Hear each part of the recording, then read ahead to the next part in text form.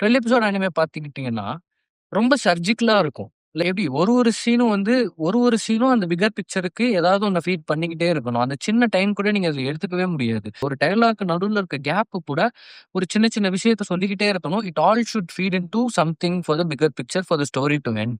அந்த மாரி சின்ன டைமே நீங்க எடுத்துக்க முடியாது. அ ஜாப்பனீஸ் கல்ச்சர்ல அப்படின்னு சொல்லிட்டு ஒரு விஷயம் ஒண்ணு இருக்கு. அந்த என்னன்னு பார்த்துக்கிட்டீங்கன்னா, every gap, every negative space, everything has a meaning அப்படின்னு சொல்லுவாங்க.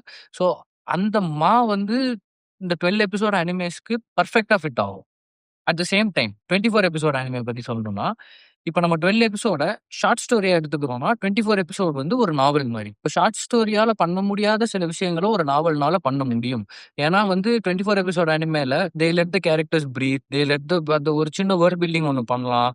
அ அந்த எண்டிங் வரும்போது, அந்த கேரக்டரோட நீங்க அந்த 24 எபிசோட் ஜர்னி இருக்கும்ல. அந்த 24 எபிசோட் ஜர்னி அந்த லாஸ்ட்ல it will pay off really well. Because you feel like you have lived with the character. It has enough moments to show what the character does when he's alone, or how the character will feel when he's going through something. So இந்த மாரி விஷயம்லாம் நீங்க அதில காட்டி கொஞ்சம் time எடுத்து நீங்க அந்த வேர்ல்ட் பில்ட் பண்ணி எப்படி சொல்றது? You can let it sink in அப்படின்ற மாரி ஒரு விஷயம் பண்ணலாம். ஒரு பெர்ஃபெக்ட் எக்ஸாம்பிள் என்னன்னா, கௌபாய் விபவ். உங்களுக்கு சம்மந்தமே இல்லாம என்னடா இதுக்கு ஒரு பிக்கர் பிளாட் லைனே இல்லையா? அப்படின்ற மாரி தான் இருக்கும். மேக்ஸிமம் ஒரு 4 எபிசோட் தான் அந்த பிக்கர் பிளாட் லைனுக்கான ஒரு பில்டப் இருக்கும். பட் அந்த லாஸ்ட் எபிசோட் வரும்போது, ஸ்பைக் என்ன ஃபீல் பண்றான்? ஸ்பைக் எந்த மாரியான ஒரு ஆளு? ஃபேய் எந்த மாரியான ஒரு ஆளு? ஜெட் எந்த மாரியான ஒரு ஆளு?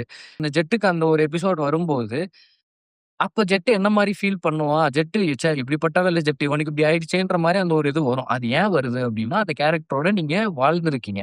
So it is not just feeding into the bigger picture. It lets you live with that character. So அதனால அது அவ்வளோ இதா உங்களுக்கு தெரியும். You guys comment down what animes did you guys watch and how long it was and did you guys feel if it is the perfect anime?